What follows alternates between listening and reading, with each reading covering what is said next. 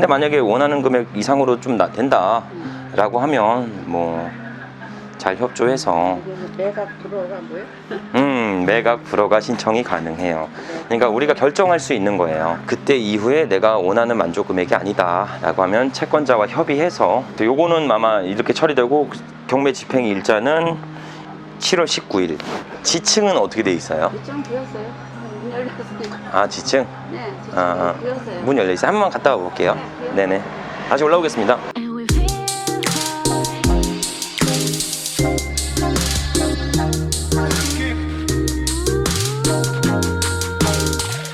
자, 반갑습니다. 대장 김상준입니다. 자, 요즘 금리 상승과 더불어 과도한 인플레이션으로 인해 주식 및 코인의 가격이 급락하고 있습니다. 자, 또한 부동산 자산 시장도 실거주 수요가 주력이 아닌 투자 수요가 주를 이루고 있는 지역들은 일부 하락장을 맞이하고 있는 시점이죠. 자, 이럴 때는 여러 부동산을 분산 투자하기보단 우량한 지역을 선정해서 똘똘한 한 채를 투자하는 것이 보다 현명할 수 있습니다. 즉, 서울 중심지에 소재한 꼬마 빌딩 투자를 눈여겨보셔야 한다는 이야기죠. 오늘 말씀드릴 경매 물건은 이런 조건에 충족하는 부동산이며 비교적 소액으로 취득할 수 있는 우량한 경매 물건입니다. 신속 통합기획 및 재건축의 호재가 지속적으로 발표되고 있는 서울 용산구의 5층 꼬마 빌딩이 현재 경매로 진행 중에 있습니다. 자, 그럼 우리는 생각할 수 있습니다. 와, 생각만 해도 비싸겠다. 말도 안 되는 가격에 나와 있겠네.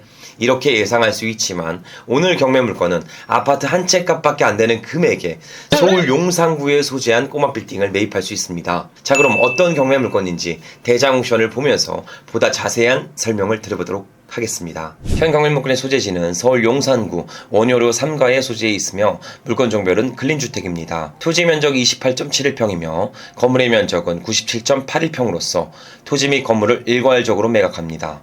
현재 진행되는 감정가는 15억 8천만 원부터 유찰되지 않는 100% 상태의 경매가 진행 중에 있습니다. 토지 용도 지역은 제2종 일반 주거지역이며 지목은 대지입니다. 그 외 건물의 현황은 지하층 제외 총 5층으로 구성되어 있으며 층별 약 17평씩 구성되어 있죠. 건축물 대장상 용도는 지하 1층부터 2층까지는 소매점이며 3층부터 5층은 주택으로 구성되어 있습니다. 소매점의 면적이 더욱 높은 포지션을 가지고 있어 현 경매 물건은 근생시설로 구분 주택 규제를 적용받지 않고 낙찰가액의 약 80% 선으로 대출이 가능합니다. 그 외 제시의 건물도 존재합니다. 화장실 및 창고 포함 약 4.6평이 나와 있지만 매각에는 전부 포함되어 있기에 사용 수익함에 있어 별도 지장을 주지 않습니다. 자, 그럼 낙찰 후 인수되는 사항이 있는지 권리 분석을 진행해 보도록 하겠습니다. 건물 및 토지 등기부상 최초 설정된 권리는 2011년도 7월 18일에 설정한 근저당입니다. 해당 권리는 말소 기준 권리가 적용되니 낙찰 후 모든 권리는 소멸합니다. 그 외 임차인 현황은 총 2명의 임차인이 권리 신고를 진행하였습니다. 4층에 거주 중인 임차인은 현 소유자와 가족관계로서 전입 및 배당 요구는 설정되어 있고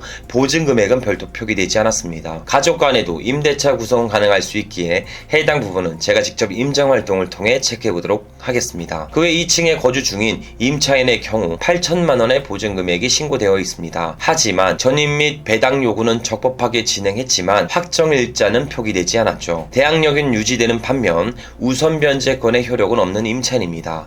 이렇게 되면 소액 임차인 보증금 범위 내에서 우선 배당을 받으며 미배당 보증 금액은 모든 채권자들의 변제가 끝난 후 남은 금액이 있다면 배당받게 됩니다. 보증 금액이 그리 높지 않아 현 경매 물건의 사용 수익함에 있어 대세를 좌우하지 않을 것으로 보여집니다. 자, 현재 경매 물건은 제가 신권 물건부터 분석하여 전달하고 있기에 다소 자료가 미흡할 수 있습니다. 그러니 입찰 7일 전 매각 물건 명세서 및 임차인 현황을 추가적으로 검토해 보셨으면 좋겠습니다.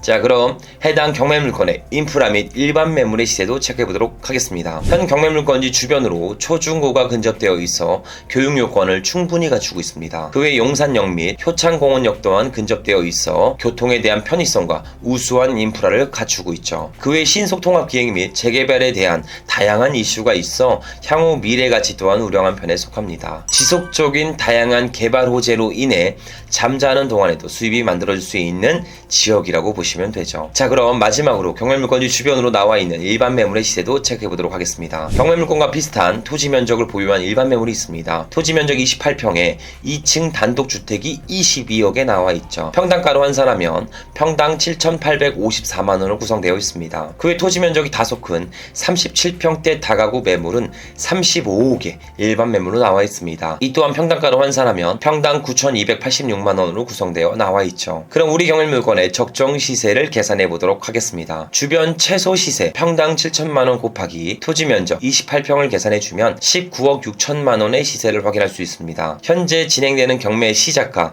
15억 8천만원 대비 4억의 안전마진을 확보할 수 있는 경매물건이죠. 자, 여기까지 서울 중심지에 나와 있는 5층 꼬마 빌딩을 대장 옥션을 보면서 말씀드렸습니다. 총 요약해보면 1층에는 약국 임차인이 구성되어 있으며 근생 비중이 높아 주택 규제를 받지 않고 경락대출을 받을 수 있습니다. 결론적으로 보면 비교적 소액의 금액으로 현 용산구의 건물을 취득할 수 있게 되죠. 다양한 개발 호재가 있는 용산에 그것도 토지와 건물을 전부 소유할 수 있는 경매물건 상당히 매력적인 상황입니다. 자, 그럼 제가 직접 현장에 방문해서 경매물건의 컨디션을 꼼꼼하게 체크해 보도록 하겠습니다.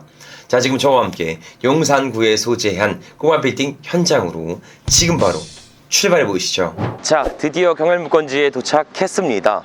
자, 우선 현재 물건 주위의 환경들을 한번 쭉 보여드리도록 할게요. 한번 쭉 보여주세요. 이렇게 보시면 이쪽에 대도로로 진입할 수 있는 입구가 되어 있고, 저 반대편으로도 보시면 여기 8차선 대도로가 끼어 있고요. 그리고 앞에는 바로 고물상이 있습니다. 바로 고물상이 있고, 주변에 빨간 노후된 벽돌로 이루어진 주택, 상가주택 등이 혼재된 지역에 우리 경매물건이 소재해 있습니다. 제가 위치한 용산구 원효로는 이처럼 가성비 낮은 주택 등이 상당히 밀집되어 있습니다. 그로 인해 원효로 1가부터 4가까지는 다양한 개발 호재 등이 지속적으로 발표되는 곳이기도 하죠. 원효로 1가는 구역 지정이 완료됐으면서 지금 원활하게 사업이 진행 중에 있습니다. 그 외 2가의 경우 3080 도심 공공사업의 복합지로 선정되면서 지금 현재 활발히 진행 중에 있죠. 우리 경매물건이 소재한 3가의 경우 기존에 신속 통합계획을 신청을 했으나 반려된 상태이나 현재 다양한 재개발에 대한 이슈로 지속적으로 동의서를 확보하면서 진행 단계 중에 있습니다. 현재 이 저평가되어 있는 이 시점이 우리 투자자들에겐 기회가 될 수 있다는 이야기죠. 자, 그럼 보다 자세한 사항을 물건지로 진입하면서 말씀드려 보도록 하겠습니다. 출발해 보시죠. 자, 이 해당 경매물건지에 소재한 지역의 아파트는 약 10억에서 15억 상당을 호가하고 있습니다. 그 예로 리버힐 삼성 아파트 약 30평대가 16억을 호가하고 있습니다. 또한 삼성 레미안 아파트 또한 15억의 가격을 유지하고 있죠. 토지의 가치를 전부 활용하지 못하는 집합 건물의 일부 호실이 살 수 있는 비용으로 오늘 우리 경매물건 토지와 건물을 전체적으로 소유할 수 있는 꼬마 빌딩의 주인이 될 수 있습니다. 그리고 해당 경매물건은 상가의 비중이 상당히 높아 낙찰가액의 80% 선에서 대출이 가능합니다. 주택의 규제를 받지 않는다는 거죠. 추가로 담보물건이 있다면 90%까지도 대출이 실행될 수 있습니다. 그럼 비교적 소액의 종잣돈으로 서울의 용산구의 건물주가 될 수 있다는 이야기가 되죠. 그러기에 오늘 경매물건은 나와 다른 얘기다, 너무 먼 얘기다 이렇게 생각하지 마시고 내 종잣돈이 소액이라면 더욱 집중해야 되는 물건이라고 보시면 됩니다. 일전 영상에서 말씀드린 바와 같이 결승점이 있어야 마라톤을 할 수가 있습니다.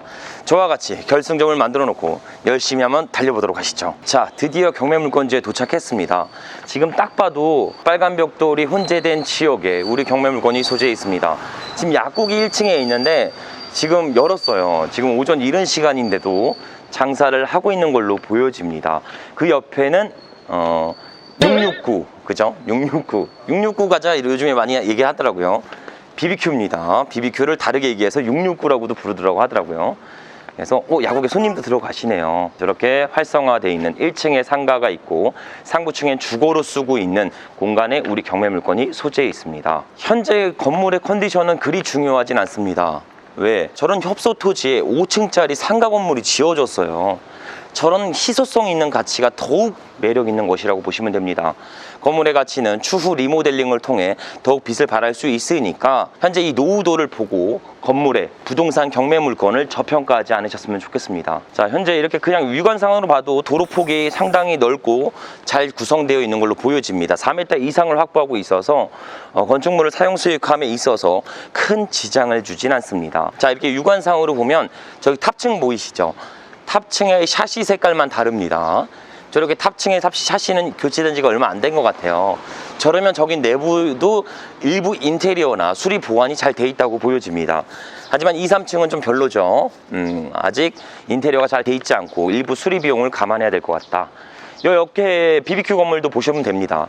마찬가지로 중간층만 샤시가 교체가 안 돼 있죠. 맨 상부층만 샤시 상태가 굉장히 좋습니다. 맨 상부층과 2층의 상태는 매우 우량할 걸로 보여진다. 이렇게 샤시로만 봐도 내부의 컨디션을 일정 부분 유출할 수 있습니다. 그리고 경매 물건지 오다 보니까 약국이 없어요. 그래서 우리 약국 1층에 있는 이 약국을 입점해 있다는 건 희소성 있는 가치라고 보시면 됩니다. 자, 그럼 내부로 진입하면서 더욱 자세한 사항을 말씀드려 보도록 하겠습니다. 출발 보시죠. 자, 진입로가 여기인데 굉장히 협소합니다.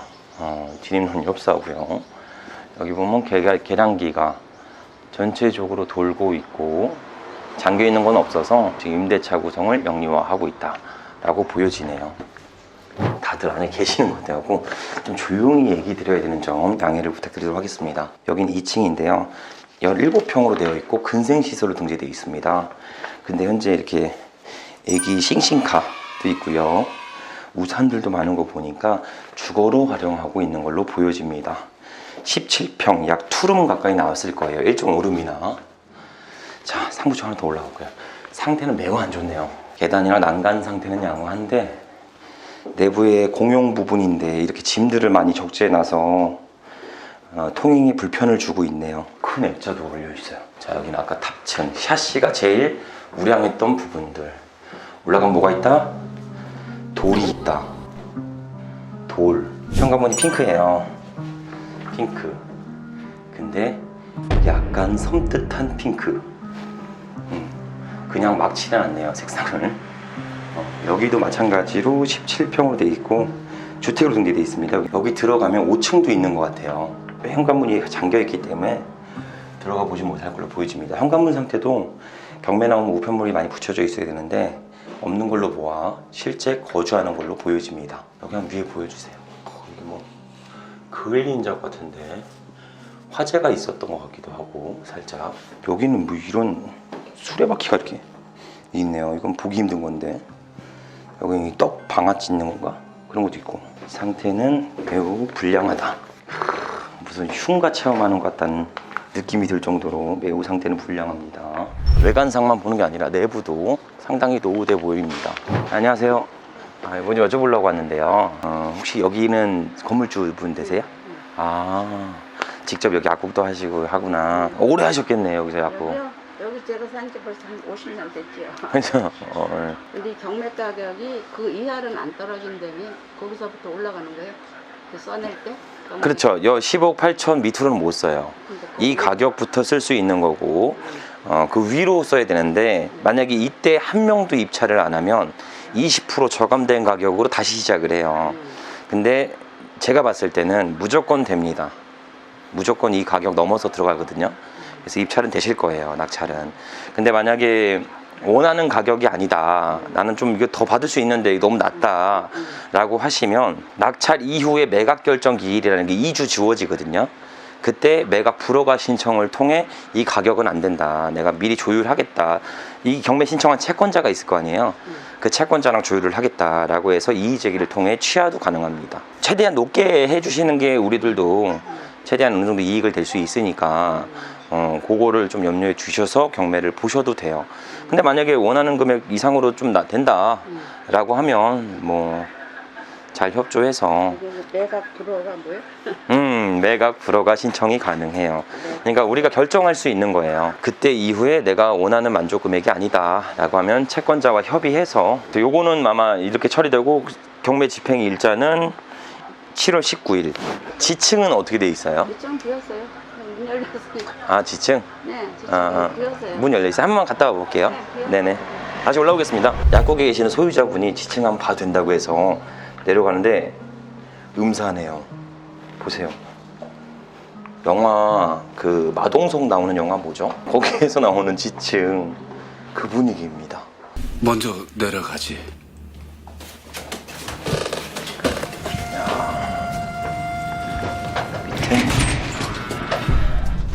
밑에 이걸 어떻게 하라는 거죠? 냄새 엄청납니다. 하수구 냄새가 엄청나요. 물도 떨어지고. 카메라 한번 잡고 줘보세요. 자, 불 내부가 이렇습니다. 아예 비어있고 한참 공실이었던 것 같아요. 근데 물도 좀 새는 것 같고 상태 굉장히 안 좋습니다. 그냥 올라가시죠. 빨리 올라가는 게 좋겠습니다. 지하는 공실이 된 지가 꽤 오래됐나 봐요. 네. 그거를 개인이 가서 해도 되는가? 가능하죠. 연기도 요청을 그러니까 집행계장이 있잖아요. 법원에 담당 집행계가 있거든요. 거기다가 신청하셔서 연기를 신청하셔도 돼요. 제가? 직접 하면 그러면 조건을 얘기할 거예요. 이 경매 신청권자의 합의서를 가져와라. 동의서를 가져와라. 제가 개인으로 가서 해도 되나? 개인도 해도 되긴 해요. 잘 매각되실 수 있게 하셨으면 좋겠습니다. 감사합니다. 자, 우선 이렇게 임장을 하다 보니까 1층에 이 경매 정보지가 저희가 입찰 7일 전에 나오지가 않아서 매각물건 명세서가 아직 안 나왔습니다. 그래서 현황상 임대차 관계를 정확하게 알지 못한 상태에서 임장을 나왔는데 1층에 약국이 열어서 제가 들어가서 좀 물어봤습니다. 현재 1층 약국을 하시는 분이 소유자분이세요. 이 건물의 소유자분. 오래되셨습니다. 이거는 조금 더 지키고 싶은 마음이 있다 라고 말씀을 주시더라고요. 근데 또 낙찰 가격이 조금 더 높다면 일부 생각은 해보겠다 이런 식으로 또 말씀을 주셨던 부분이 있습니다. 그래서 제가 2주 동안 매각 불허가에 낼 수 있는 사유도 말씀을 드렸고요. 그리고 현재 경매 집행 기간을 연장시키거나 아니면 취하할 수 있는 방법도 전달 드렸습니다. 가장 좋은 건 저도 아무리 투자가지만 이 현 소유자분, 이 채무자분이 최대한 원만하게 해결점을 찾는 게 가장 베스트라고 보면 됩니다. 그러니까 즉 현 소유자나 현 채무자분이 내가 안전하게 내 재산을 잘 지키면서 운영을 하는 게 제일 좋은 방법이고, 만약에 그게 아니다 그래도 그럼 경매라도 매각해서 채무를 좀 환가하고 싶다라고 하면 최대한 입찰 가격을 높여서 우리 투자가들이 매입해 주는 방법들도 같이 상생할 수 있는 방법이니까 꼭 이 점을 유념하면서 경매 물건을 바라보셨으면 좋겠습니다. 그래서 한마디로 저 때문에 취하될 여지가 있다. 제 생각에는 취하될 여지가 있습니다. 우리 영상 나갈 때쯤에는 만약에 취하가 되면 저희가 취하됐다고 얘기를 해드릴게요. 왜? 저는 우리 시청자분들도 중요하지만 이 경매를 신청한 이 채무자분들도 소중합니다. 이분들이 행복해야 되잖아요. 이분들이 가장 베스트적인 출구 전략을 잡아드려야 되잖아요. 그렇기 때문에 제 욕심을 먼저 탓하는 게 아니라 이분들이 정확한 출구 전략과 돌파구를 좀 찾아서 합리적으로 이 경매 물건을 내지키거나 혹은 내가 원하는 금액에 매도를 해서 채무를 환가하거나 이런 전략이 보다 중요하다고 생각됩니다. 그래서 한마디로 저 때문에 취하될 여지는 있다. 이 점 감안 좀 부탁드리도록 하겠습니다. 자, 총 요약해 보면 1, 2층은 이제 상가나 지층은 좀 수리가 많이 필요할 것 같아요. 아까 내려갔는데 뭐 공포 영화에서 나오던 그런 지층이 있었습니다. 그래서 지층은 수리 비용이 가도 많이 필요할 것 같습니다. 그래서 지층과 1층과 혹은 2층까지 상가니까 상가 임대차 구성을 통해 현금으로 만들고, 그 다음에 3층부터 탑층까지는 전세 구성을 통해 투자금을 일부 회수하는 전략으로 운영하셔도 됩니다. 그리고 최초 매입 당시에 이기고 들어간 안전마진 약 4억 원으로 인해 단기 매도 전략도 충분히 구성해 볼 수가 있습니다. 단 신축을 통해 가치를 올리겠다 이런 부동산 경매 물건과는 적합하지 않습니다. 왜? 토지 면적이 상당히 협소합니다. 그리고 주변의 지속적인 개발 계획으로 인해서 향후 보다 긴 호흡으로 중장기 투자로 바라보셨으면 좋겠습니다.